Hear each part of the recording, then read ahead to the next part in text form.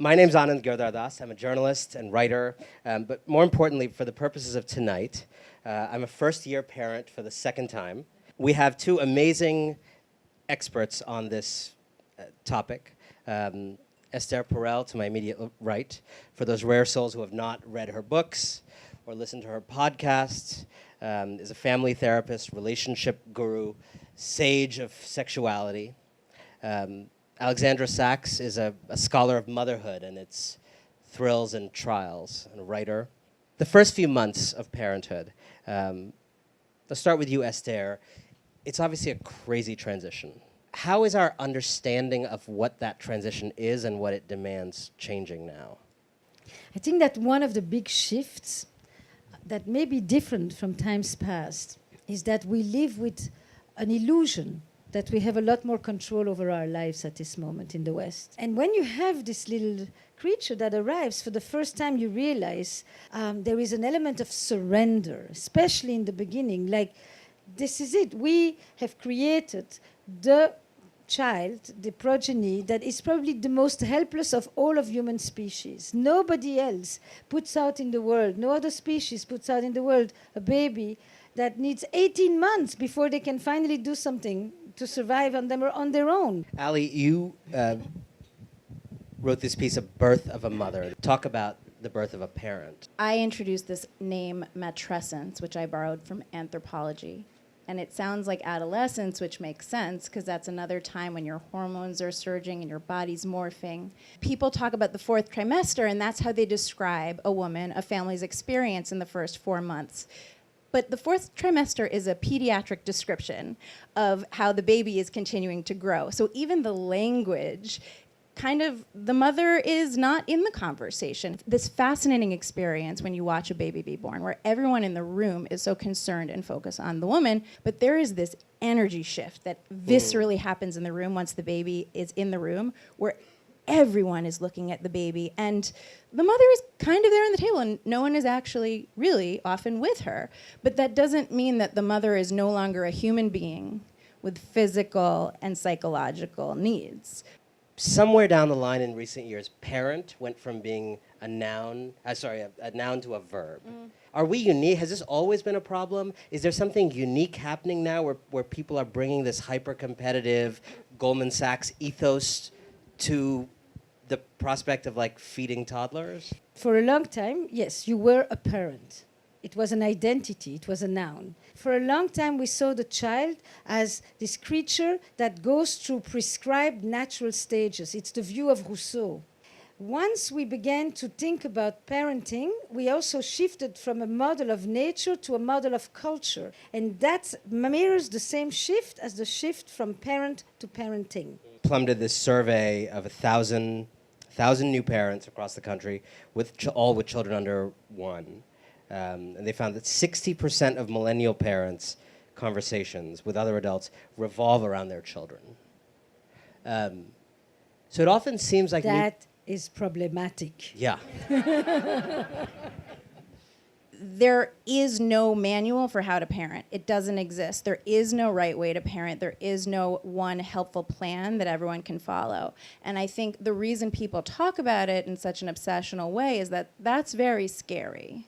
What happens when you only talk about it and when you only think about it and when your day is organized around it is that you lose other aspects of your identity. We are human beings. We don't just become servants to children. You need to remain a person and take care of other parts of your life in order to feel well. This is the first time ever that the survival of the family depends on the relative happiness of the couple. So if you divert all the resources, all the attention, all the affection, all the care, all the erotic energy, as in the playfulness, the aliveness, the vitality, the curiosity, the exploration, eros redirected, all onto the kids, you actually make the family vulnerable. Yeah. So I want to transition now to this question of the identity of the parents. 56% of new parents, so starved of me time, admit that they stay in the toilet longer than the work required of them in the toilet, if you see what I'm saying. simply to like hide and evade responsibility and tasks and just take some time Have for a me. moment to myself. Yeah. Yeah. I think that's because people feel too guilty to take time for themselves in front of their children. There's another psychological experience of I am a bad mom or a bad dad if I'm taking care of myself, and you feel that inside and you say that to yourself and you walk around with self-critical thoughts all day, and that actually causes people to feel depressed. Yeah. It's valuable to maintain your friendships with people who share other interests outside parenting, because those keep your other parts of yourself alive. It's not easy though. It's not easy because just like with other social transitions like marriage, when you become a parent, you shift a social life stage that's different from your friends who aren't parents. So it's challenging, right? You may be used to going out to dinner with your group of friends, but now you have to ask them to come to your house because you can't leave your baby. So there was a journalist just earlier that asked me, what would people need to do so that they don't lose a connection with each other, so that they don't lose the other parts of who they are. And the paradox here is that when people have children, instead of becoming more surrounded, instead of having more people around you, you become isolated.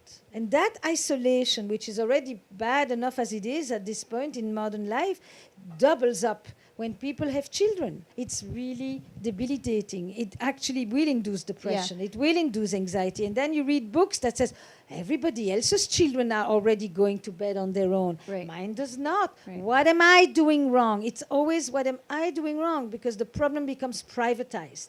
I think one other thing is that even when parents are together, like at this, what is it, 60% of their conversations talking about kids, I don't think parents are being honest with each other. We have a wonderful opportunity through social media where parents are perhaps more connected than ever, and in these conversations where we're apparently talking about our kids all the time, to actually support each other, to actually examine how has the village changed, because I think this is a problem that parents can solve amongst themselves, but the key to that is their understanding that the ups and downs are not unhealthy, they're absolutely understandable and universal, and they have to talk to each other about it to find the solution. I recommend that mothers, but all parents, particularly when they're pregnant and anticipating the transition, having the baby in their life, they try to do, it's an artificial exercise, but I think it's helpful. Try to make a list of your favorite activities. People don't feel well when they stop their grooming. People don't feel well when they stop their exercise. And these things easily fall away. Is there a place in our culture to talk about the fact that adults can just like work and work is valuable and useful and is not just a thing to pay the bills for your kids? It becomes a very polarizing debate and a very divisive debate between the working parents and the other parents who don't work any less sometimes. They just work in other places. I agree with Esther. I mean, what I see in my office is that women who are going back to work feel guilty about leaving the baby, and in terms of this dualistic split between a good mother and bad mother, they think that the good mothers are staying home and choosing to be with their kids, not their work.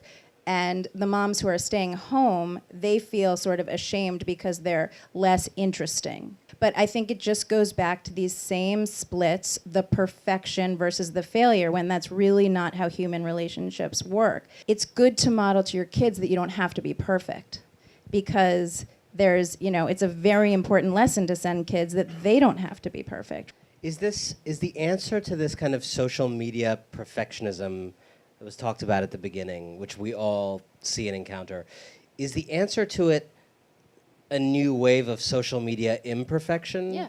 It's just where our culture is. Let's use it in an authentic, honest way to help each other and relate to who we are as humans emotionally, because that hasn't changed, even if our technology's changed. And we can use the ways that we used to relate in a coffee shop or around a fire pit on our phones if we can go back to our true human, authentic feelings and being honest with each other. Social media on some level is not that different from going on Sunday morning to church and watching the public square and noticing how is everybody else doing, It's just that when you saw them for real, they couldn't necessarily hide.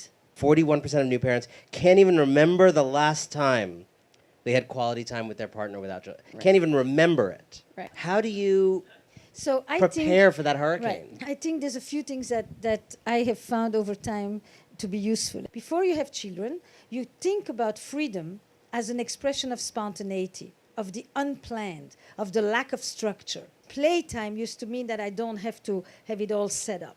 So that's that shift. Once you start to get it, you have new possibilities of things that you can do. It's the parent, certainly in the first year, who is going to be the one whose sense of time, boundaries, sleep, etc., is going to merge more with the child. And that role distribution, whereby one person makes sure that the family unit is okay, and the other one makes sure that the couple unit stays alive, is a very good complementarity of systems. You used to be each other's number one. I'll cook for you. I'll, come over and give you a kiss. We'll have sex together. Now there's literally a human being in between you. Sex is famous for engendering babies, but babies are not famous for engendering sex. They spell erotic disaster. Right. Postpartum, you have a different relationship to body, to smell, to touch. Family life thrives on consistency, on routine, on repetition. And eroticism doesn't. It actually likes the mystery, the surprise, the unpredictable, and all of that. When you think about having sex, it's not about going back to the sex that you had prenatal. It's not about the intercourse. It's not the book that says 6 weeks later you can resume sexual activity. I would add to that by broadening to the definition of what sex is doing in your intimacy. So I think for many couples, it's caretaking. And so when a woman is caretaking for her baby, getting the oxytocin surge, which is literally the same hormone that's released during orgasm, and she's oftentimes not taking care of her own self as much as she could or should, the connection is caring with the baby. So the partner feels left out. And so the fights that I see in my office that are about we're not having sex are really about loneliness. Yeah, you don't care about me anymore. When you become a caregiver, you sometimes begin to confuse offer and demand. Yeah. So when your partner comes to you and wants to offer you a moment, a radiant interlude, some connection, some playtime, some chill, you think one more person that's coming to ask something from me. Your partner is not coming to ask something from you. Your partner is coming to offer you something. Yeah. And what your partner is really offering you is that your partner is attending to a part of you that you at this moment are not able to pay attention to. Right. And you let the other person help you to not lose that part of you. Seldom has a green sofa held so much brilliance and wisdom and heart. So thank you both for your insights, and thank you all for coming.